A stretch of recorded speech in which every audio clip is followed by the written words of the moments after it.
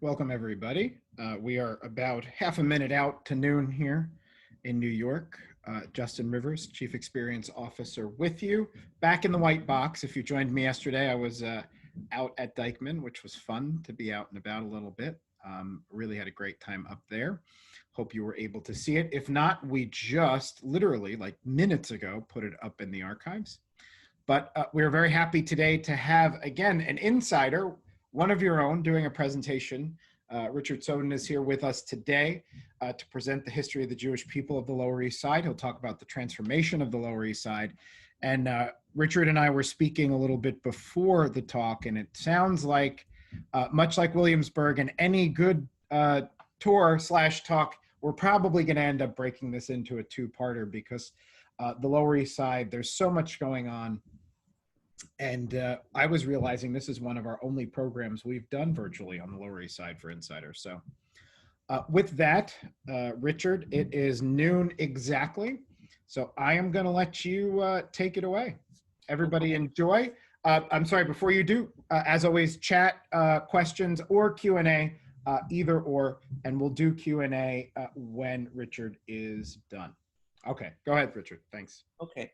Good afternoon, everybody, and welcome. As this is the first day of Hanukkah, Justin and I thought maybe we should put a Jewish program on, and I am going to talk today about the history of the Jewish people on the Lower East Side. This is a collage of buildings that we're going to visit today. The daughter of a friend of mine actually put this together on a walking tour that I had done a couple of days ago with her. And we are going to stop at every one of these buildings, either today or the next time we actually do these things. And I'm going to really talk about how each of those buildings was built, restored, and either repurposed to a new function today or demolished, and in some cases, just completely abandoned. I thought it would be important to start out with a very brief history of how Jews came to the United States, where they came from, and start with that. So Sephardic Jews were probably the first wave of Jews that came here. And if we go back in history to the colonial days and the days of Peter Stuyvesant and the Dutch, 1650 was probably the first time that Jews showed up in the United States. And they actually came, 23 of them actually came from Brazil. Brazil used to be a Dutch colony, and you know that the old New York was called Old New Amsterdam, or New Amsterdam at the time. And this group of people have had to leave Brazil because of the Inquisition. It was taken over by Portugal. And this small little group of Jews, 23 of them, which were men, women, and children, decided that they were going to come to New Amsterdam instead of returning to Amsterdam itself. So they came here. And those are the first reported Jews that we have. We'll talk a little bit more about that in a few minutes. Then the Irish came and the Italians came. German Jews came around 1830 to 1840. But the bulk of the Lower East Side of New York City was really inhabited by Eastern European Jews that came between 1880 and 1924. They were referred to as the Ashkenazi Jews, which meant German in Hebrew. Where did the Jewish folks go as they left mostly Europe? They went to the Lower East Side, and we probably had the greatest concentration of Jewish people from Eastern Europe at the time. But then they actually went up to Harlem and the Upper West Side. We'll talk a little bit what forced them to leave the Lower East Side and how things worked up.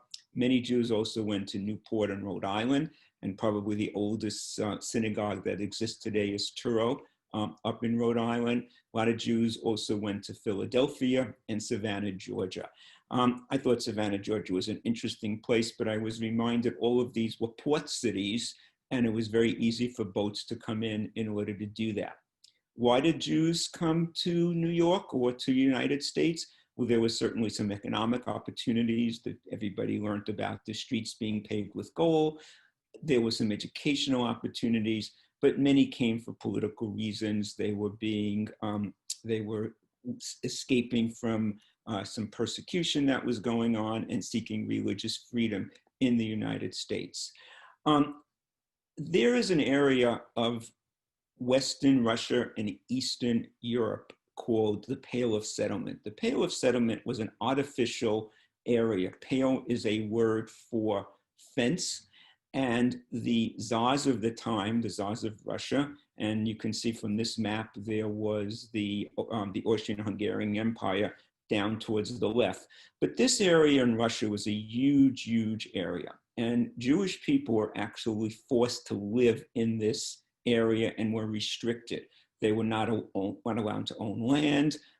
They were limited to what they can function. They were not allowed to travel outside of it. It was a very, very large area. Russia was up over towards the right and the Austrian Empire down towards the left. And this Pale of Settlement is actually a very fascinating time frame. It started around 1796, around that time, 1791, when Catherine the Great was the Tsar of Russia. She created this artificial Pale of Settlement. You can see all the issues that went up on the time over here with my pointer. But around 1881, Tsar Alexander II, one of the descendants of Catherine the Great, was assassinated. And his son, Alexander III, really wanted to blame this on the Jewish people. And he made life very, very complicated and difficult for them and started these series of raids called pogroms. And that's when you see the greatest amount of Jews leaving the Eastern Europe, Western Russia. And many came to the United States. They came through Ellis Island. Previously to that, they came through Castle Clinton. What we have today is Castle Clinton. And you can see that Manhattan has been more and more populated over the number of years. If we start around the 1820s, there were 123 plus. If we go to 1890, there were 2 million people, and mostly Orthodox Jews, living on the Lower East Side. It's been reported that this was probably the most populated area in the world, all right, in the world, not necessarily in the United States at that time, with probably 1.5 times more than that of Bombay, India. Interesting statistics that in 1910, there were about 70 people per 500 square feet, which was dense, and lots of people living on a relatively few short number of blocks. And today, the estimate is that there's probably 12 people in 5,000. I'm not going to really read every single one of these slides, but just briefly, New York was originally occupied by the Dutch. New Amsterdam, the West Indies Trading Company. Beavers were very popular. They were designed to be caught in New York and sent back to Europe to make coats and other fashionable items. Beavers were very rare, or becoming rare in Europe. 1664, the city was taken over by the British. There were some wealthy families in the 1700s in New York. 1820s to 1860, we saw some great economic powers. People started moving about. Dutchland was established around the 1840s, where a lot of German Jews were living. Industrial Revolution came. 1880 to 1924, approximately 2.5 million immigrants arrived in the United States, with about 3/4 of them living on the Lower East Side. And it's been estimated that there were probably somewhere between 500 and 600 synagogues on the Lower East Side at that time, to help incorporate or for a series of places for the Jewish people. Now, not all of them were the major synagogues that we're going to see today. A lot of them were one-unit dwellings, sometimes on the bottom of bars, sometimes on the bottom of apartment buildings, that were called shtibels. And I'll show you an example of those as we move ahead. May not get to it today, but we will get to it either, if not today, next time. Famous philanthropist Jacob Riis came out with a book, How the Other Half Lives, and actually focused on the deplorable conditions that were going on at the time. Very important for social reform that was needed. 1900, you saw Manhattan reaching about close to 2 million people. Push carts were all over the Lower East Side. 1904 was the General Slocum disaster, where a boatload of German Jews caught fire.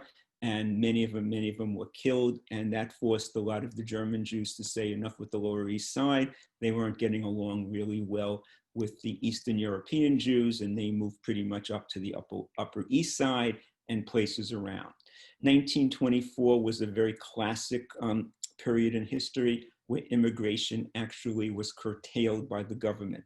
And very much so that many places like the Lower East Side saw mass reduction in Jewish people because they were pretty much not coming anymore. There were restrictions on the number of Jews that could come, and a lot of Jews that were here were starting to leave the area. 1911 saw some of the tragic Triangle Shirtwaist Factory where 146 women died, and some of the terrible reforms in some of the factories started to take place. I already told you Congress limited the amount of people that could come here. Just the oldest synagogue that probably exists in New York City is on Norfolk Street, and I'll show that on a map at some point. It's called the Angel Orizon Synagogue. He was a Spanish sculptor, and he took the synagogue. It's a very Art Deco type of building. Again, I'll show you pictures at some point of that, and converted it into space for weddings, bar mitzvahs, social events, and repurposed it in that way. The oldest synagogue in the United States, as I said before, is probably in Rhode Island, and synagogue is a Greek word for gathering or assembly. So we're going to focus today on the Lower East Side, and the Lower East Side probably back in the 1800s was a lot bigger than what it is today. You have Two Bridges areas today, Chinatown, but we're going to focus on this area here today and talk a little bit about it. I'm going to use a map like this to tell you where we are. I'm not sure how many of you are familiar with the Lower East Side and some of the streets, so I'm hoping that we can actually use this map to give you an orientation of where we are. I did reference the Jews that came here from Brazil, the 23 Jews, and they actually started the first synagogue, or built the first synagogue. Their descendants, I should say, built the first synagogue in 1730, and it stood there until about 1820. It was called the Mill Street Synagogue, built by the descendants of those 23 people that left Brazil. Here's an old map, which you can see right over here is Mill Street. It's now called South William Street. There is a little sign there that does talk about where the synagogue was. You can't see anything. There's a lot of buildings around there right now. But that's the first evidence of a synagogue. And very much in Chinatown, and very unknown to lots of people. I remember growing up on the Lower East Side, passing this multiple times on the way to get food in Chinatown, not realizing that there was a Jewish cemetery. It's probably the oldest Jewish cemetery. It's the burial grounds for this congregation. It's thought to be the oldest surviving man-made artifact on the island of Manhattan. And it's still there. You can pass by it.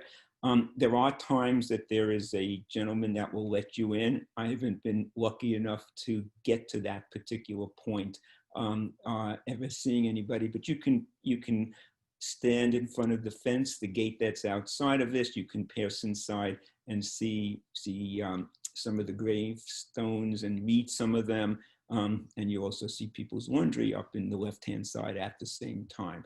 So that's really, really an old artifact in New York, and one that relates back to the Jews in those days. And this is exactly where the cemetery is. So you see we're probably in Chinatown. We're definitely in Chinatown off of Chatham Square right now. There is a plaque that's on the wall there, which demonstrates that it was built in 1656. And is probably, will probably be there for a very, very long time. What happened to the synagogue? What happened to after Mill Street Synagogue? Well, the congregation created the Spanish Portuguese Synagogue, and they built this magnificent building on 70th Street in Central Park West. Here's a great picture of it. It's a beautiful, beautiful building. And some of the artifacts of that original Mill Street Synagogue are housed within this particular building. Here's a snapshot of what it looks like inside. It's enormous. I've taken a tour of this place, and it really, really, the picture doesn't do it the justice that it really needs. It's an absolutely beautiful, beautiful structure, functions. They do give tours in there. I don't know if they're back doing tours because of COVID, but if you have an opportunity to visit this place, it's really, really well worth it. There is a little room off to the side that visitors can go into, and there's where you can see some of the remnants of the original Mill Street Synagogue. Normally, I would start this tour if we were doing this as a walking tour right in front of the Eldred Street Synagogue. I am a tour guide at the Eldred Street Synagogue and spent many a day giving tours there. And I'm not going to focus on this today. I hope many of you have visited. If not, when the synagogue does reopen, hopefully you can visit there. It's well worth the trip down there. It's smack right in the middle of Chinatown. And it actually is a museum right now. It's a very small congregation that meets periodically, but the majority of the time, the synagogue functions as a museum. It's an elaborate front that has a lot of symbolism associated with it, 5 books of Moses, 10 commandments, etc. Architectural design is a combination of Gothic, where you have these 3 main parts to it. You have a huge rose window, which is typical of Gothic. You have some nice arches over here, which can be Romanesque and Moorish design. You have finials up here, which is classically a Moorish design. There are many, many temples throughout Europe that were built in the Moorish design, basically because it was very attractive, very, very, very pretty, and stands out. And you can look into some of the major European cities. Many of these temples look the same. The history of this synagogue is really, really interesting. Construction started on this synagogue in 1886. It took exactly 11 months to build the synagogue, which is unheard of in today's time. 4 wealthy people got together. They put $10,000 in each, and they went to the bank and they took a loan out for $52,000. And for $92,000, they built this magnificent synagogue. It's on 3 plots of land, and it is truly a work of art when you go inside.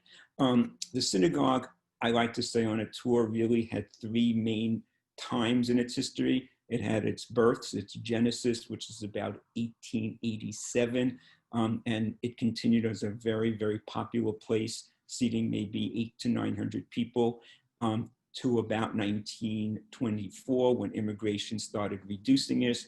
Other factors started to reduce this, and it functioned probably until 1950. One day in 1950, it closed its doors.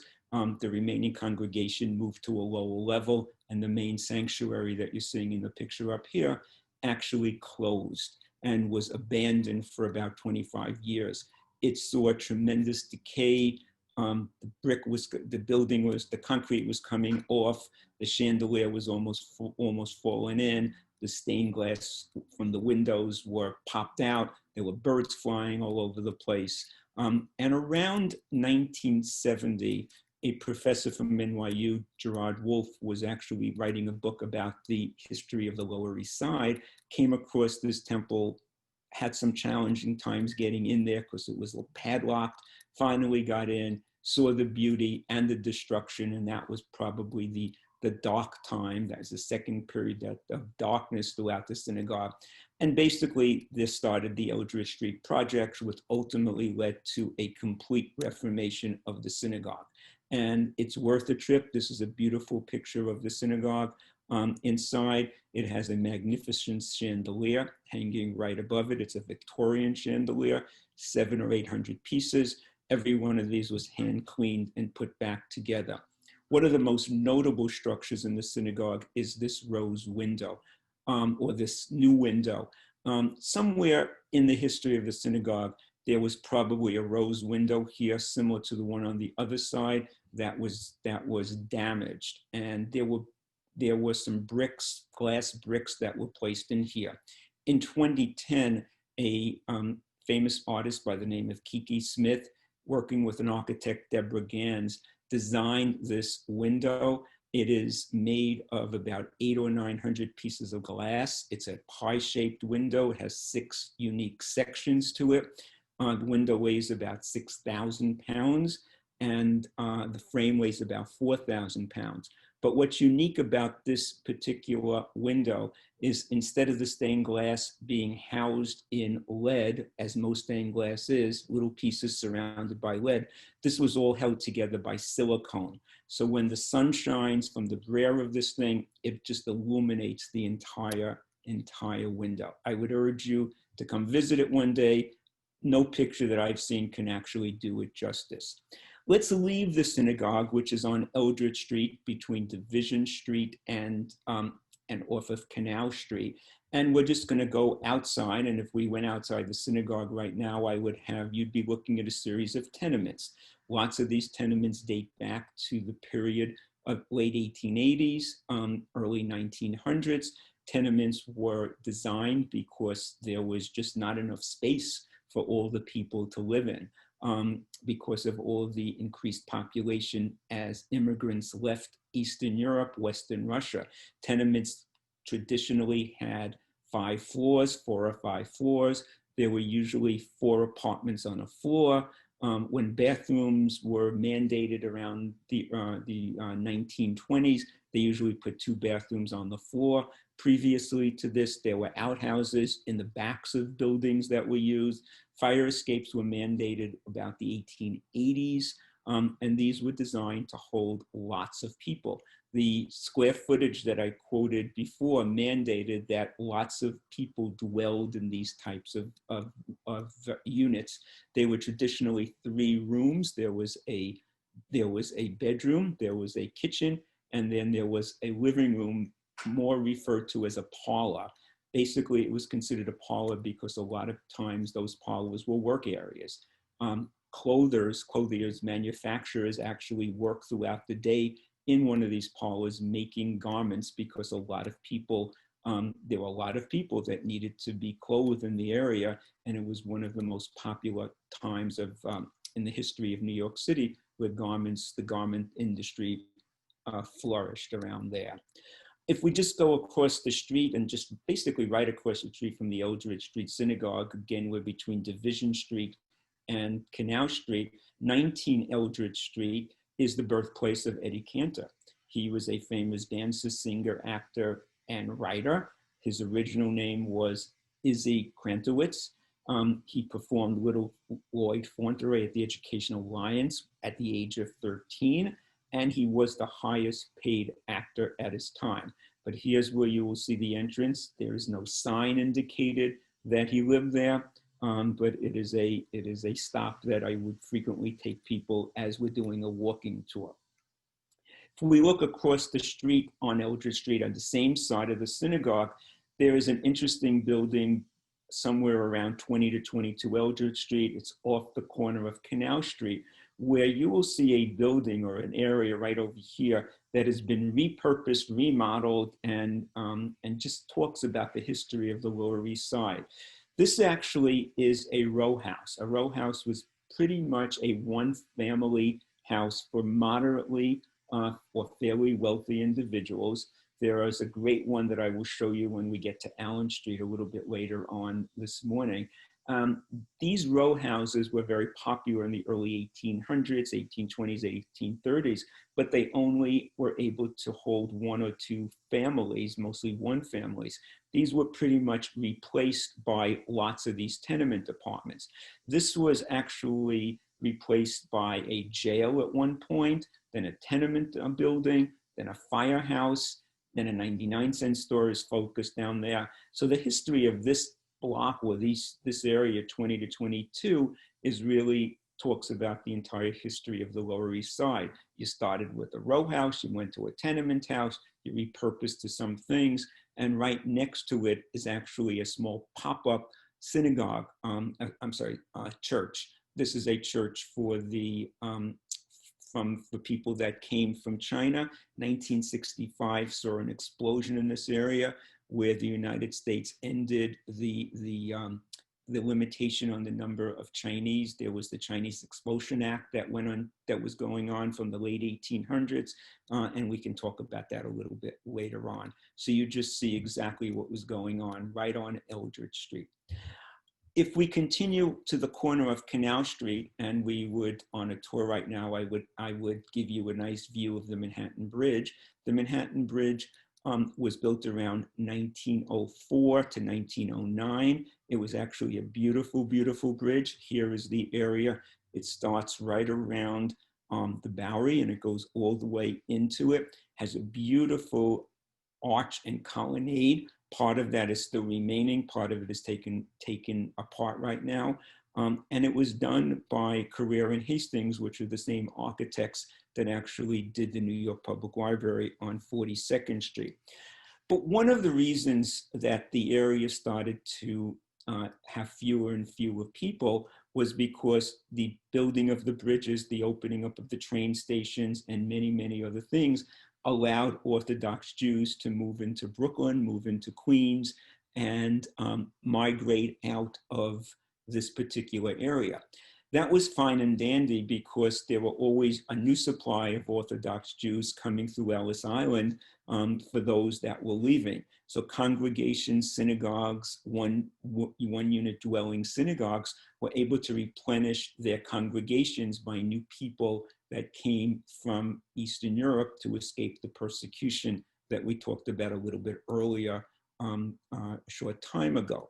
And that led a lot of people to leave it. We'll talk a little bit about the Williamsburg Bridge shortly, which was another major reason why a lot of Jews settled into the Williamsburg area. Let's go back on Eldridge Street and let's walk down Eldridge Street beyond, starting at Canal Street. We're walking north right now. We're going towards Houston Street, and we would come to the corner of Hester Street.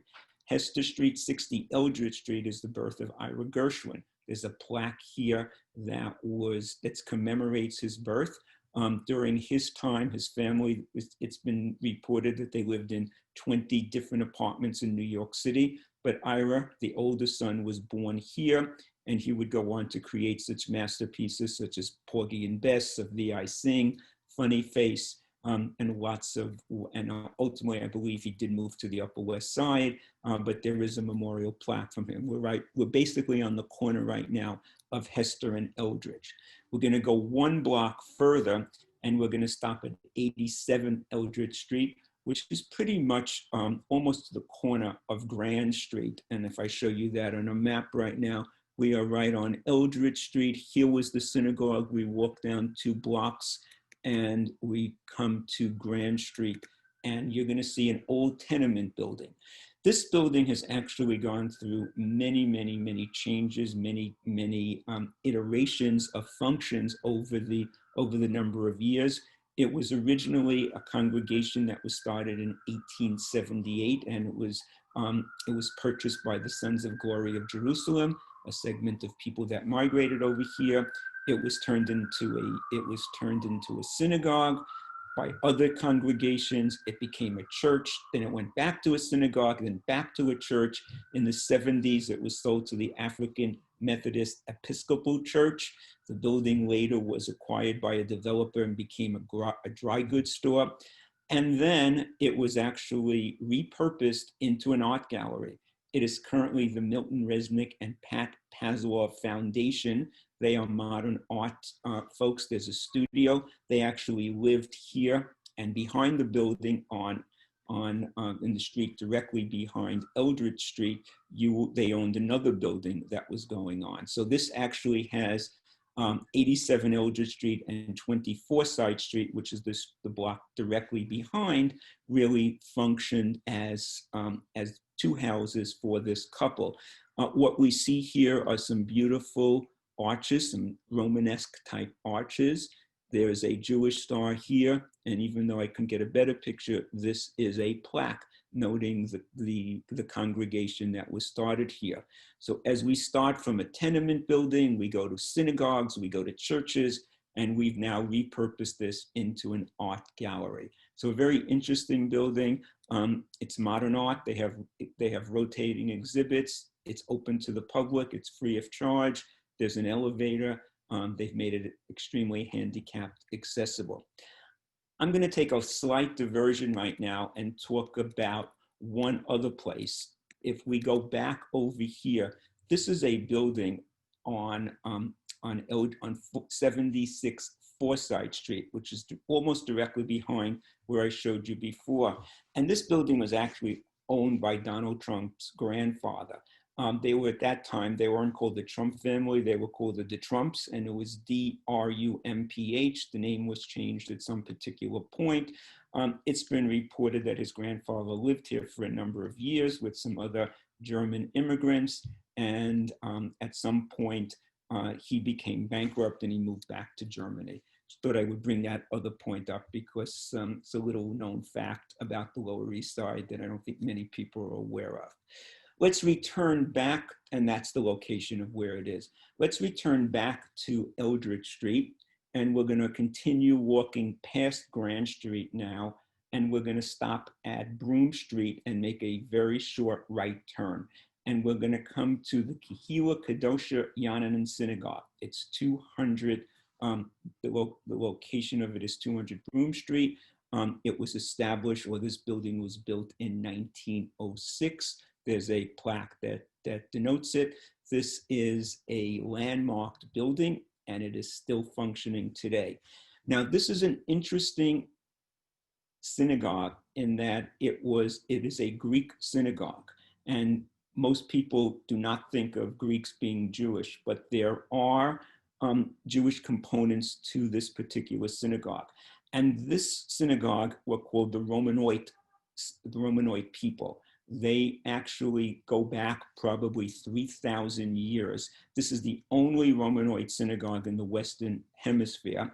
They do not want to be associated with Sephardic Jews from Spain or Portugal, but they're their own sect called Romanoid. As I said before, they were established about 3,000 years ago.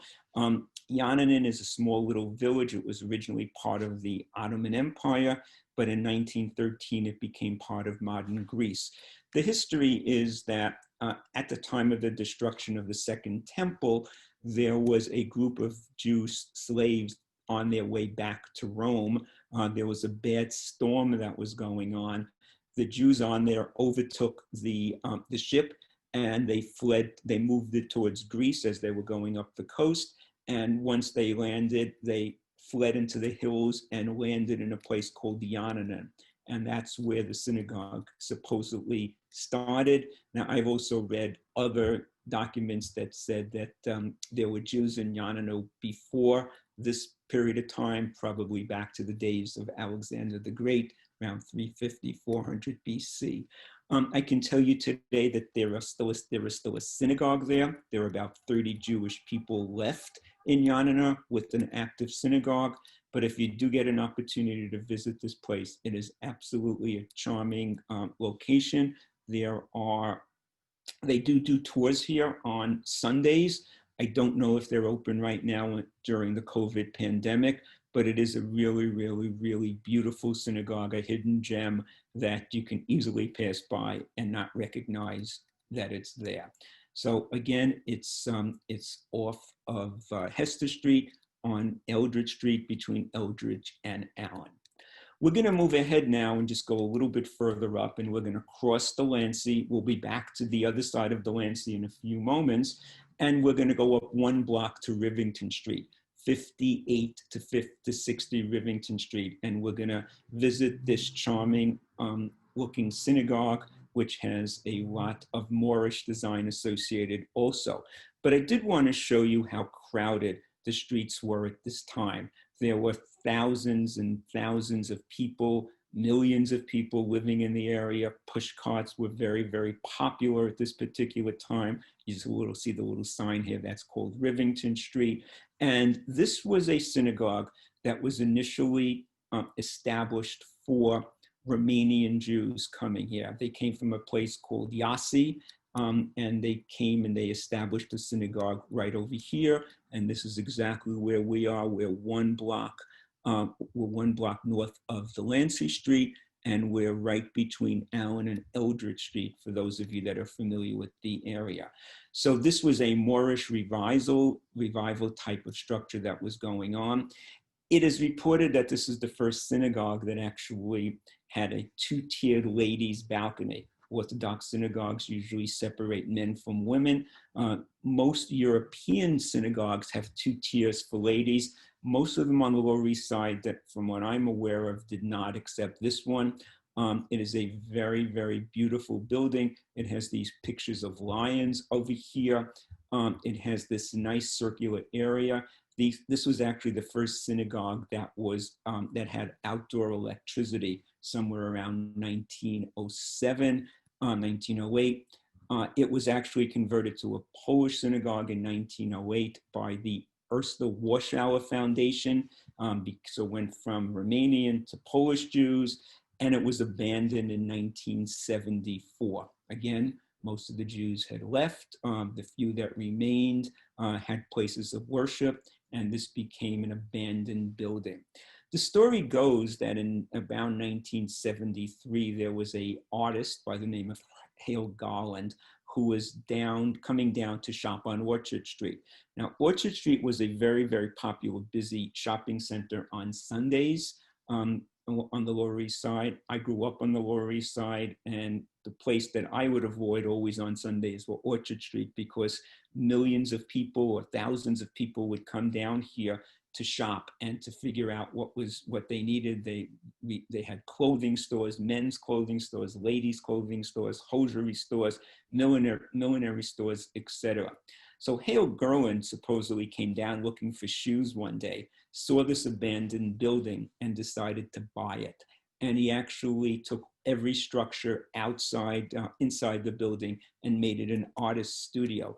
And he actually decided to live right up in his apartment right over here.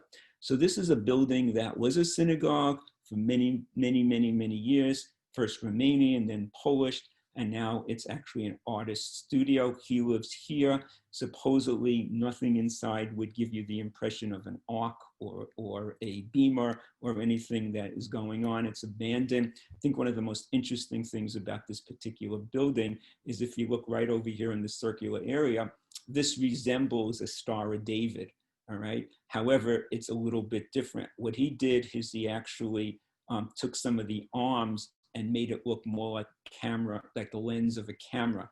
Being a photographer, he wanted this to resemble the shutter of a camera lens. So he actually reconfigured the Jewish star. And if you stretch your imagination, you can probably reconstruct it by taking that arm and moving it that way, taking that and moving it that way, and you can reconstruct the original Star of David. So many different changes to this building, repurposed, redone, reorganized.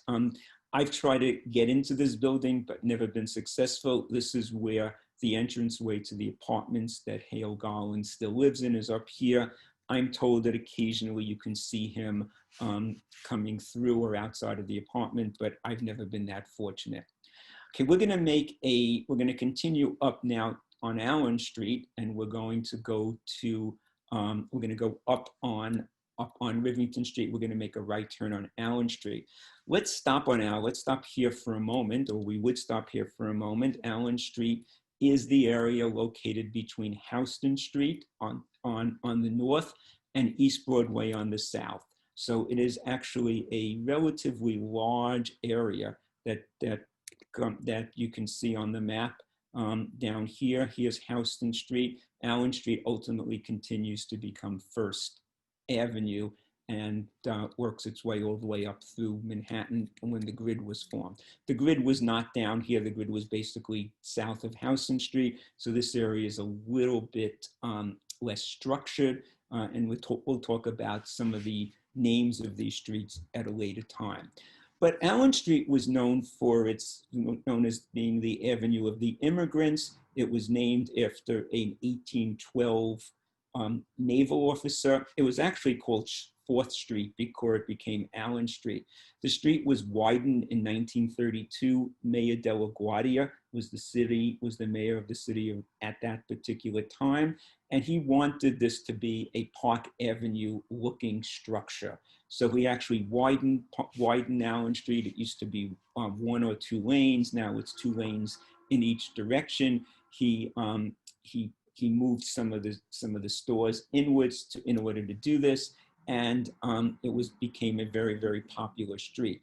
But in the late 1800s, it was really an area full of prostitutes, mainly German prostitutes, and there were 2 types of prostitutes on Allen Street. There were those prostitutes that were affiliated with buildings and with houses of prostitution, where they would employ young ladies, and men would go in and reserve a prostitute at that particular time. There were also, I guess we can call them freelance prostitutes, or prostitutes that would just roam the streets. And the story goes that if they dropped their handkerchief on the floor, that told the passing gentleman that they were available, and they would go off into wherever it was that she had a place. So this was a dark and disreputable thoroughfare. Under the train, there was a lot of grief going on. There were payoffs to Tammany Hall, the whole Boss Tweed era of it. A lot of corruption, gangs, pickpockets that were going on here. And again, this was a very popular part of Allen Street. But there are some remnants of what occurs. Now the L was taken down, so you don't have the train there anymore. But on 133 Allen Street, which is the area right between Rivington Street and Delancey Street, we can see the 3rd public bath system of New York City that was built on the left. This was a municipal bathing. Remember, very few people had indoor plumbing of any kind. It wasn't existent, and they created these bathhouses. There were 49 showers and 2 tubs. There were 39 facilities for women. It was closed down in 1988. It's actually a beautiful building, and it was repurposed for a Chinese congregation from Fujian province. And you can see right over here, the architecture is very, very similar. It's been cleaned up, and another just remodernization or repurpose of bathhouses that were no longer needed as indoor plumbing became available. One of the best examples of a row house exists at 143 Allen Street, which is just a couple of stories down, a couple of buildings down from the bathhouse. This is a beautiful example, probably one of the best that I've seen of a row house. This was usually one family resided in this particular house. Usually you had a living room on the bottom floor, bedrooms here. Kitchens were usually down on the bottom. You can see that they did leave this building. Many of these row houses were destroyed to make way for tenement apartments that were built, and you can get a glimpse of a tenement apartment over here and over here. They had these very fancy dormer roof structures which contain windows that projected vertically, and it's just one of the finest examples of a federal style row house that exists in New York City. I'm going to take a slight diversion and take you down pretty much all the way down Allen Street to East Broadway, almost where it ends, and talk a little bit about a mikveh. A mikveh is a ritual bath that was used by Jewish women. They used it prior to being married and after menstruation and childbirth. There was a famous queen of the mikveh. Her name was Gittel Nadelson. She was actually a female worshiper at Eldridge, and she actually bought the building right behind the Eldridge Street Synagogue and built a mikveh there. And you can actually see some archival pictures of it. It was below ground level. You would go down there and there would be ritual baths. Today it sits as a modern hotel. I went into the hotel one day and asked if there was any sign of the mikveh. They had no idea what I was even talking about. But it is now a hotel. There is one mikveh that remains in Manhattan, a functioning mikveh. It's at the end of East Broadway, almost towards the East River Drive. I will talk about that on the second part of this particular tour. So let's go back now to where we were. We were on Allen Street. We're going to stop at the corner of Allen and Delancey Street, and we're going to look at this beautiful building. This was the Bank of New York, Bank of the United States. It was built in 1903. This bank actually failed because of the Depression, and it became the Hebrew Publishing Academy, and a lot of books, a lot of Hebrew books were published there. Today, I think there's a small presence there. There's some commercial space down here. Food establishment, has some beautiful Greek style columns, classical columns over here, and a beautiful, beautiful office building that remains today. Again, bank repurposed to the Hebrew Publishing Company. If we're on that corner and we look all the way down, we will see the Williamsburg Bridge. The Williamsburg Bridge was built in 1903. For a very long period of time, it was called Jew Bridge because a lot of the Jews would leave the area. They would start settling in Williamsburg, but they wanted to maintain they wanted to maintain using the synagogues that they were accustomed to using. So what they would wind up doing is walking across the bridge. Some females actually would pray, and you can see a whole bunch of folks coming this way. So in 1903, you had a lot of people leaving this particular area, but coming back for ritual Sabbath prayers and other things, that shopping and things of that nature. So the Williamsburg Bridge was actually the second bridge that was built. We know we had the Brooklyn Bridge in the 1880s. Then we had this bridge, and then I already spoke to you about the Manhattan Bridge. A lot of these led the way for a number of Jews to leave, and new Jews were still coming in because 1924 had not hit as of yet. Let's turn down on Orchard Street, which is one block off of Allen Street, and we'll stop for a moment at 97 Orchard Street, which is the Lower East Side Tenement Museum today. This building, which has been fully restored into apartments, simulating what families lived like at this particular time, and this was between 1863 and 1935. There's an Orthodox family. There's some. I think they've extended their restoration to include some Spanish families that moved in a little bit later on. If you haven't been here, it is absolutely worth it. I don't believe they're opening right now. They are doing some outdoor tours, to my knowledge, but it's been fully restructured to look as if what it was during that period of time. This particular building was estimated to have 7,000 inhabitants from over 20 nations during the period of 1863 and 1935. There was a lot of activity in this particular building at that time, and that's where it's located. We're going to continue walking down Allen Street, and we're going to get to the corner of Grand Street. So here's where we are right now. We're on Orchard Street. Here's where the Orchard Street Synagogue is, and we come to Grand Street. And the building that sits out is one of the first department stores that actually existed on the Lower East Side. It was called Ridley's Department Store. It started around 1850, a little bit earlier than when the bulk of the individuals came from Eastern Europe. In 1874, it became a much bigger store. It's a cast iron building and brick. The building is still there today. The store closed around 1901. It was said that it did have 2,500 employees at the time, with 115 different categories of items to buy. I think you were able to buy pets in this particular building. Today, this has been repurposed into some office space. It's this bright color pink that stands out whenever you pass that structure. There are some men's clothing stores. There actually happens to be an Orthodox men's clothing store right at the bottom of this one.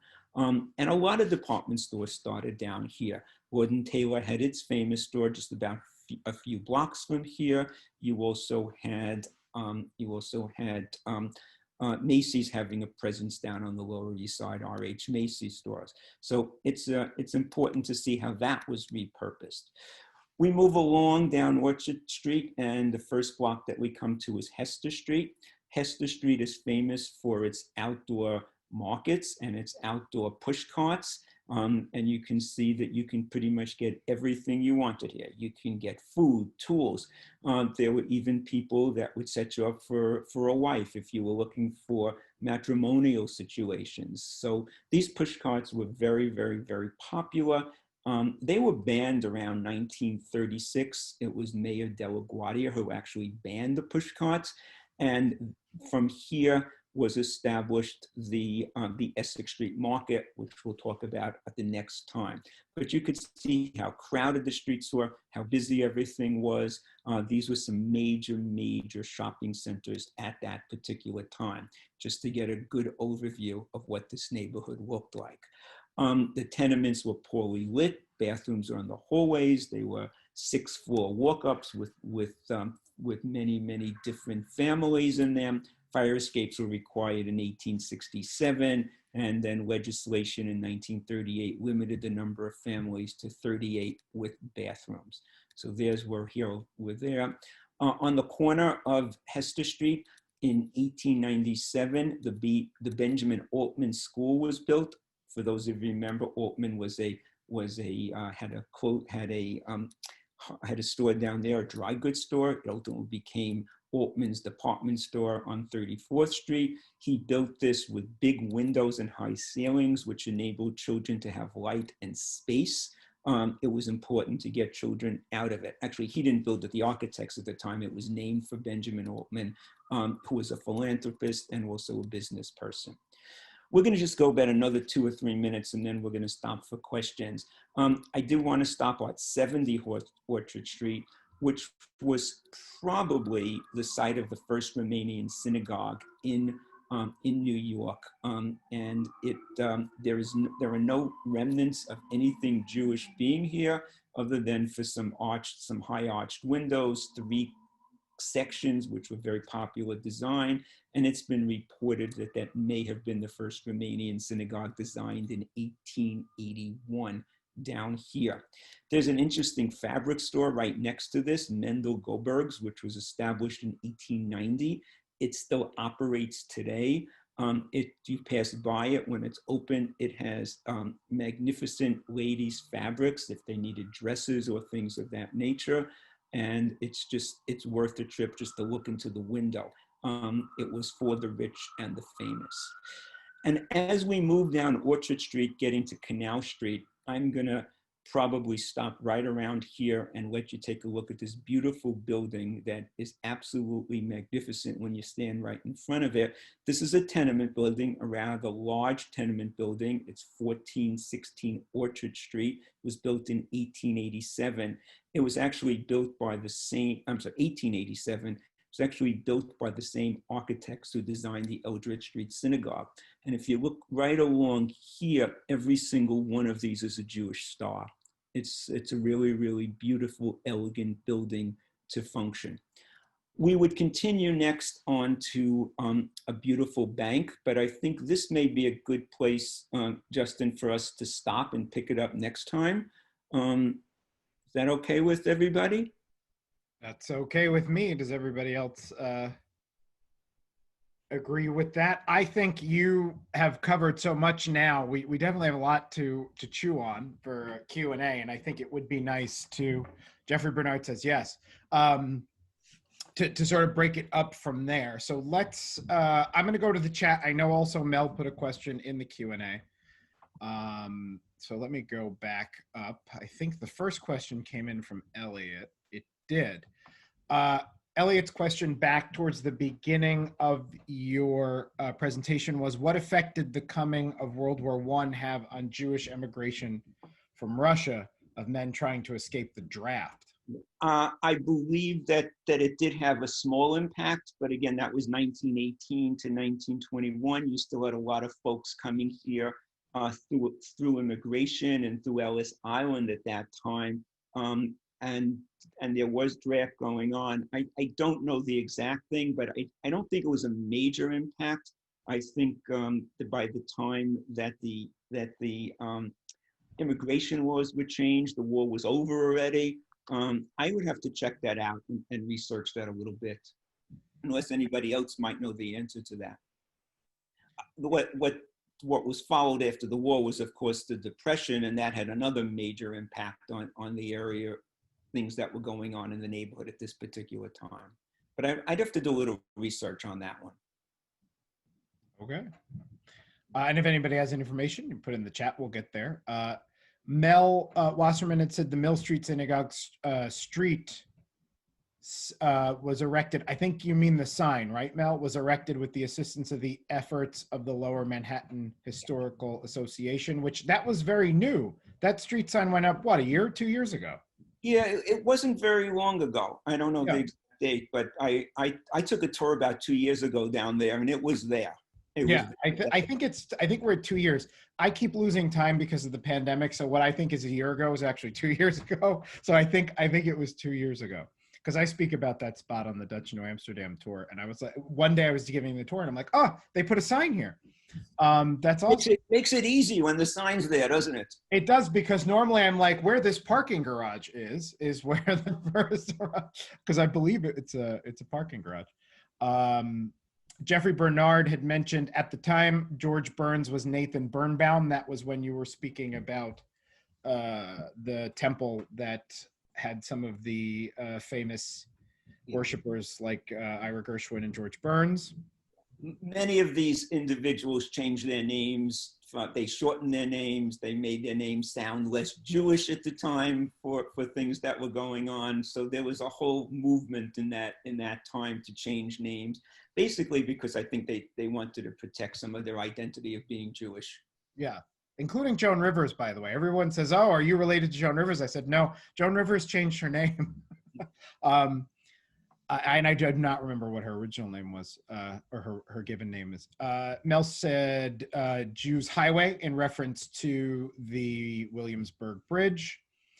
Robert Morbeck said he loved the Tenement Museum. I had announced in the chat, for those of you who weren't reading, that I am actually going on a call next week with the program director of the Tenement Museum to get insiders into the Tenement Museum virtually for the winter, and then hopefully when they begin to open up again to in-person, because they are close to in-person experiences, that we'll also get the insiders in there as well. I was really happy to get somebody, a live person who was willing to talk, because it's been a while.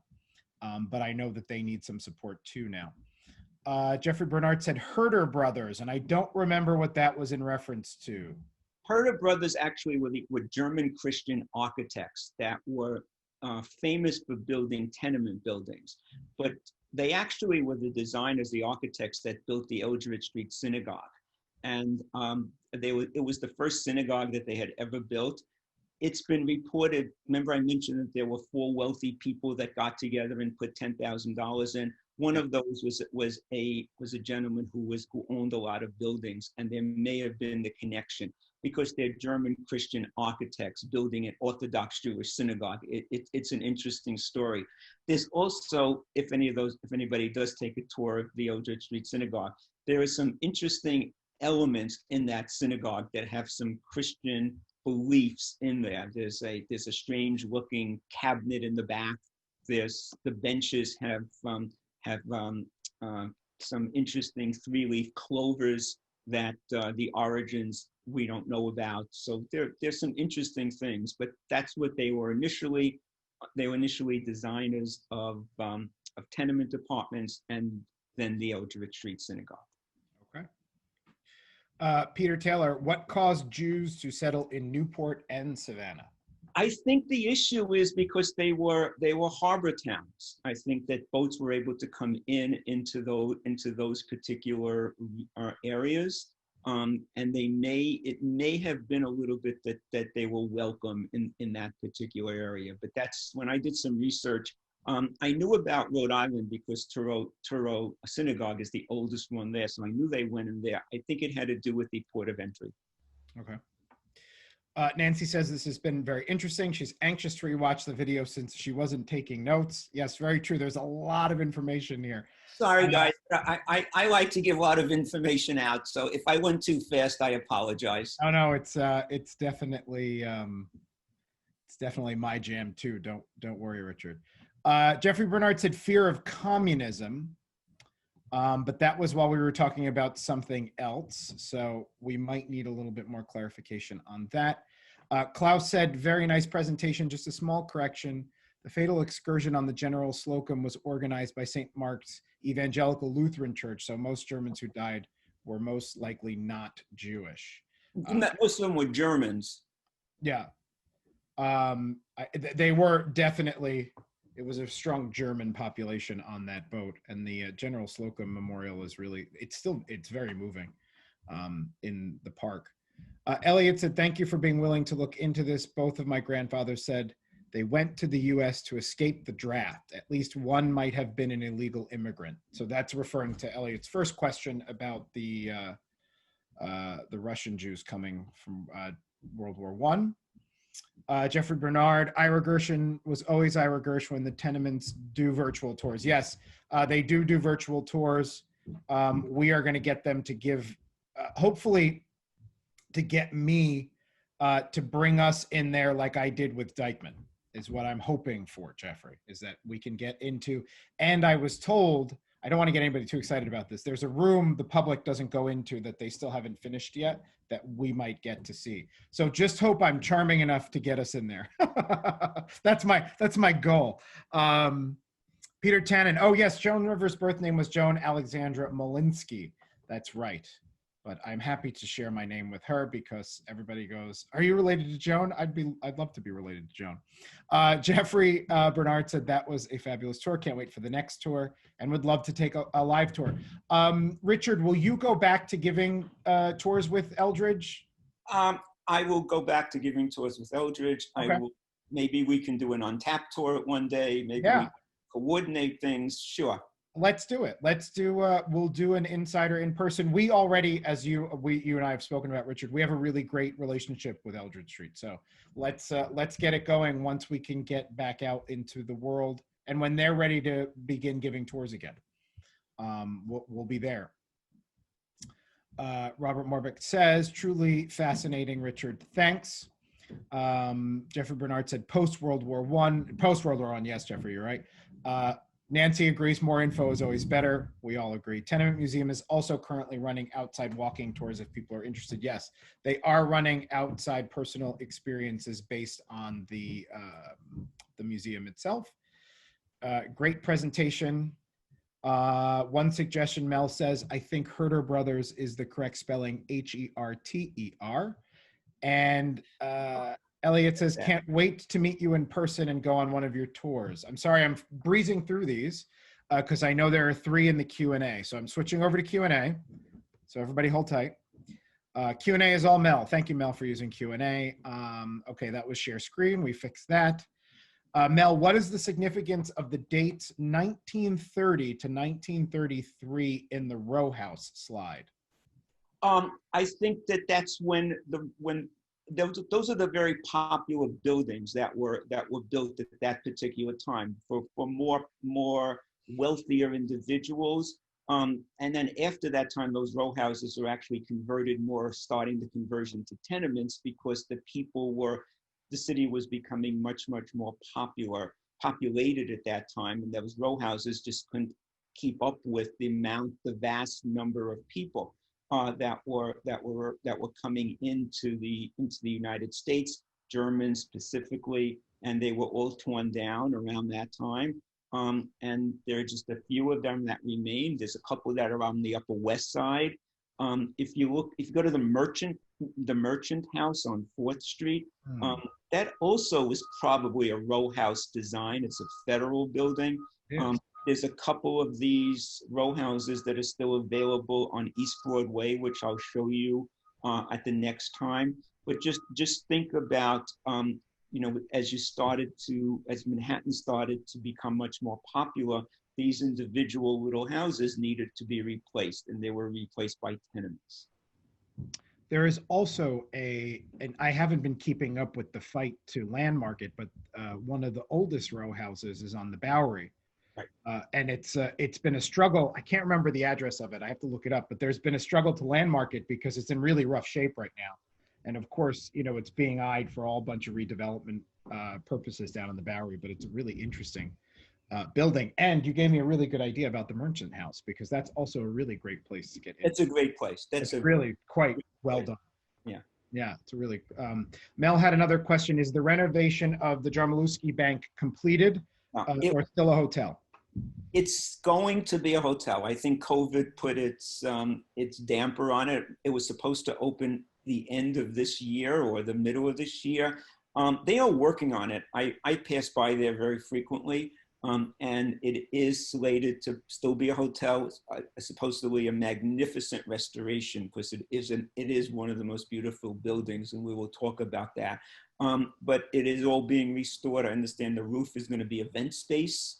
They're going to have numerous restaurants, or they were planning on numerous restaurants. I don't know what that means anymore in today's post-COVID world. Will we be back into restaurants or not?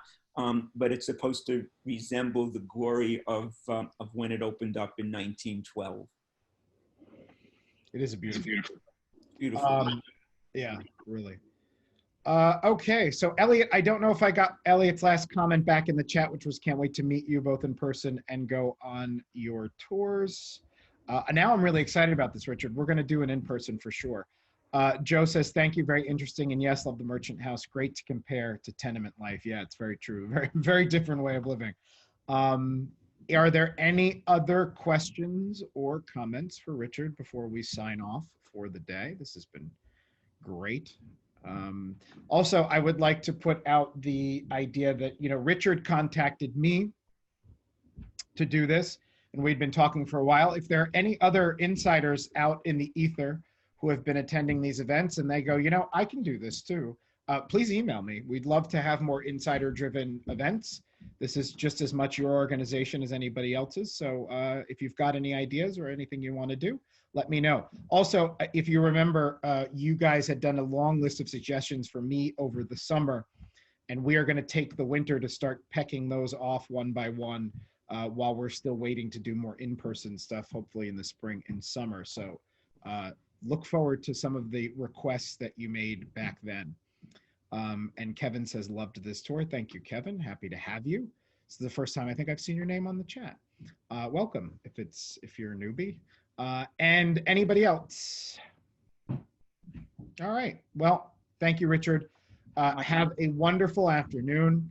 Have a wonderful weekend. Please stay safe. I will see you guys hopefully Tuesday. Thank you, Mel. And we have another packed week full of events. Tuesday is Slow Architecture. They are really interesting. They're a husband-wife architectural duo who have done some really interesting art and buildings in the New York area. And they are very dynamic, very high energy. They're really neat people. That's at 5 p.m. on Tuesday. I'm really happy to have them. Wednesday as a double header for me. I will be doing, I'll be at the Reliquary, City Reliquary in Williamsburg, live streaming from there. And then I'll be doing an encore presentation of the remnants of the World's Fair in that evening. I also have a remnants of World's Fair in person tomorrow, by the way, if anybody's interested. And I think that's all my memory can take right now. Pete Tannen says, sorry I came in late. We'll watch the rest of the archives. I'm going to try to get this up by the end of the day. If not, it'll be there Monday, Pete. And yes, happy Hanukkah. Happy Hanukkah to everybody. Hope you have a great weekend. Stay safe. Thank you very much.